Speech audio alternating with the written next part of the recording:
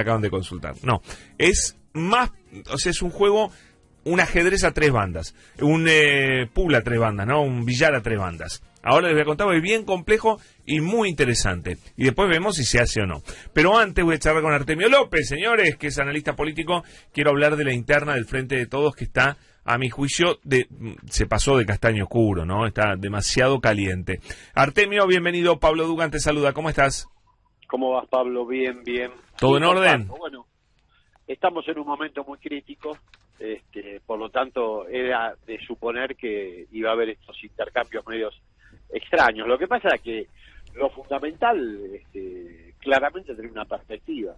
Y el Frente de Todos la tiene que desplegar de manera contundente y a nivel nacional poner un candidato que efectivamente recepte los votos de la figura que es, o la misma figura, que es la que predomina en términos electorales de manera absoluta, que es Cristina. Pero no está pasando eso no está pasando, Artemio. Claro, Pero Artemio, eso no está pasando. No está pasando. No está hay pasando. idas y venidas. Cuando hay crisis en términos de volumen político y de referencia, suceden estas cosas. Pero está claro, Pablo, que el último dato de inflación, la perspectiva de participación de los trabajadores en la distribución del ingreso, el último RIT es el peor de hace 15 años. Fue para atrás, ¿no? Salario sujeto a remuneración.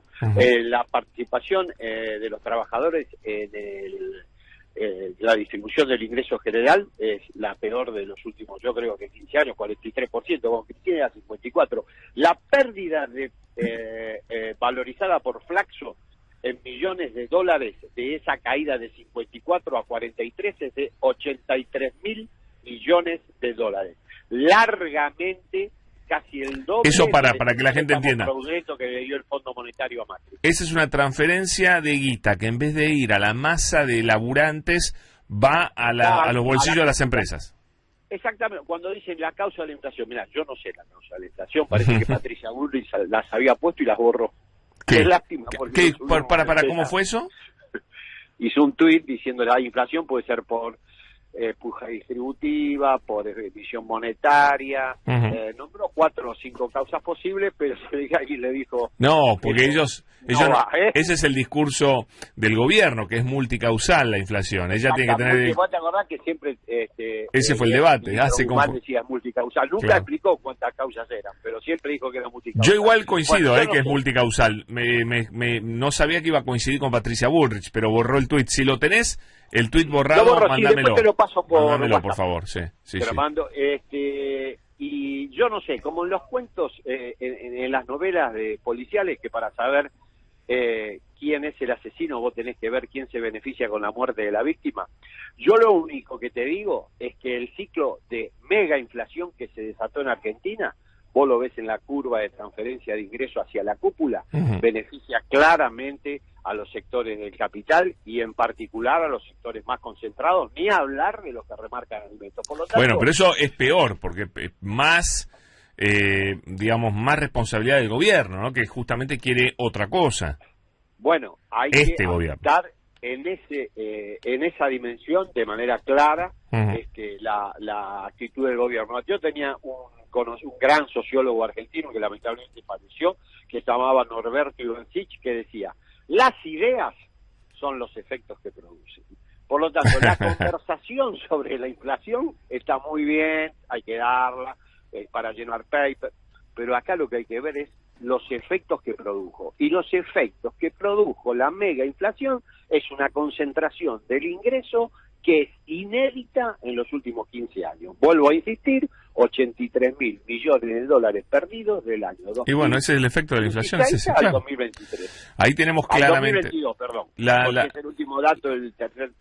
La inflación empobrece a los que menos tienen y concentra los ingresos, por supuesto. Exactamente. Yo, por eso te digo, veamos quién se beneficia y comencemos a analizar qué pasa con este mecanismo de transferencia de ingresos y quiénes son o de qué manera podemos sujetar este mecanismo de transferencia tan complejo. Es muy... Artemio. Y después, en términos de internas, bueno, va a haber de todo acá. Otro tema. Nadie está hablando de que en mayo tenemos elecciones en 7, 10, 14 provincias. ¿Cuántas provincias? Un montón. Sí, comienza el año electoral. No, creo que es en La Pampa donde empieza. No sé, sí, pero en mayo es Tucumán, La Pampa, Misiones, Chaco, es un montón. Una mega fecha. Sí. Yo creo que el oficialismo va a tener resultados en algunas provincias muy favorables, pero la incógnita de empezar es fundamentalmente a nivel nacional, porque en provincia de Buenos Aires la figura de Axel y la gestión de Axel Kicillof está siendo muy bien evaluada, está a 12 puntos por arriba del segundo de Juntos por el Cambio, que es Diego Santilli, pero con este agregado. Tanto Esper como eventualmente el candidato de Milei, que no sabemos quién es, si fuera burlando la consultora Proyección, hizo una simulación y tienen ya 10 puntos de pique de intención de voto. ¿Y cómo queda Esper?